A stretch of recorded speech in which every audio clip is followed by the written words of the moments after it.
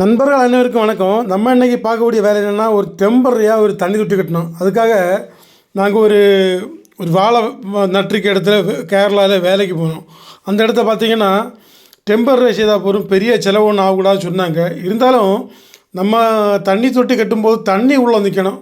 தண்ணி உள்ளே நிற்காமல் இருந்தால் பெரிய பிரச்சனை. அதனால் நாங்கள் முடிஞ்ச அளவு செலவு கம்மியாக அந்த வேலையை பார்த்தோம்.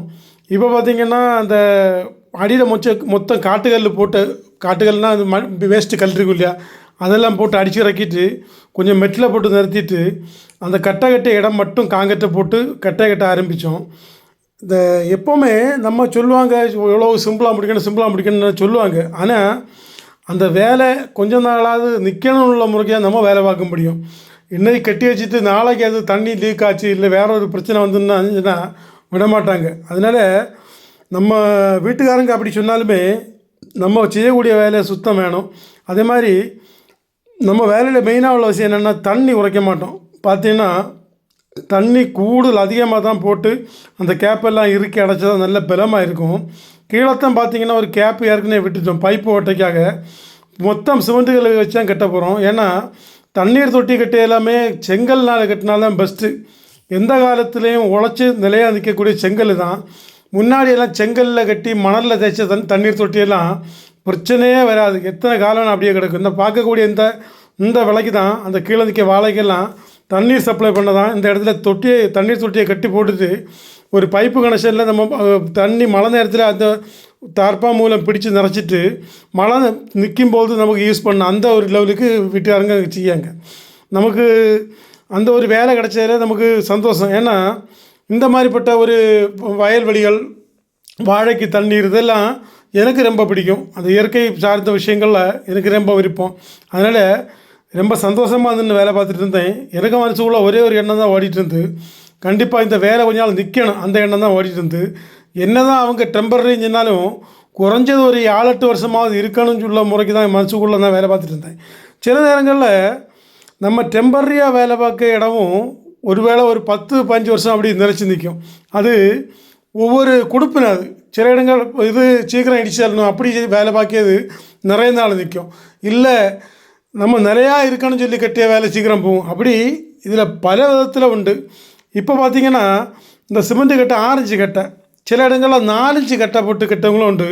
ஆனால் தண்ணீர் தொட்டியை பொறுத்த வரைக்கும் 6 இன்ச்சு கட்டை தான் பெஸ்ட்டு. ஏன்னா அவ்வளவு அழுத்தம் இருக்கும். தண்ணி நிறையும் போது நல்ல அழுத்தம் இருக்கும். அந்த புல் தண்ணி நிறையும் போது எடுத்துகிட்டு போயிடக்கூடாது. அதனால் 6 இன்ச்சு கட்டை தான் பெஸ்ட்டு. அதுலேயும் 4 சைடும் பூசி விட்டாச்சுன்னா பிரச்சனையே இல்லை. சிமெண்ட்டு கட்டை கொஞ்ச நாளத்துக்கு இருக்கும்.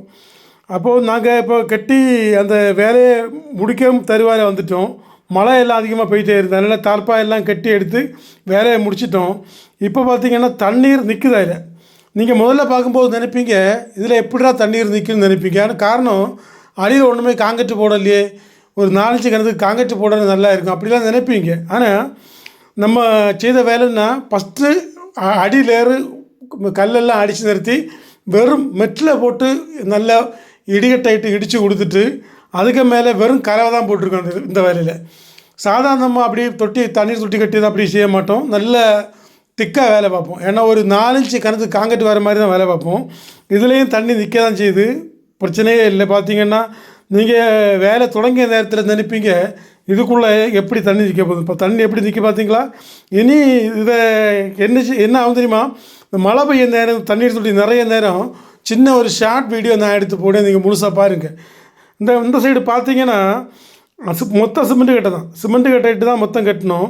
நம்ம செய்ய வேலை திருப்தியாக இருக்கணும்னு சொல்லிட்டு அதெல்லாம் கட்டி அதை போட்டு கொஞ்சம் தண்ணி 2-3 நாள் நின்னோடனே அதை சுத்தம் பண்ண தான் போயிருந்தோம். அப்படி பார்த்த உடனே இந்த கட்டி தேய்ச்சே ஒரு வாரத்துக்கு மேலே ஆகுது. நாங்கள் இன்றைக்கி தான் காலையில் தான் அதெல்லாம் சுத்தம் பண்ணி அதை ரெடி பண்ணிகிட்டு இருந்தோம். எப்போவும் நம்ம வேலை பார்க்க இடம் சுத்தமாக இருக்கணும்னு நான் சொல்லுவேன். அதனால் இந்த வேலையிலையும் நம்மளால் கொஞ்சம் கழுவி சுத்தம் பண்ணணும்னு சொல்லும்போது மகிழ்ச்சியாக இருந்தது. காரணம் இந்த ஒரு விஷயந்தான் மெயினாகிட்டுள்ளது. நம்ம செய்ய வேலை முடியும் தருவாயில் கிளியராக இருக்கணும். இங்கே தான் வீட்டுக்காரங்களுக்கும் ஒரு நம்ம வேலை பார்க்கறவங்களும் ஒரு பெருமையான விஷயம் இந்த ஒரு விஷயந்தான்.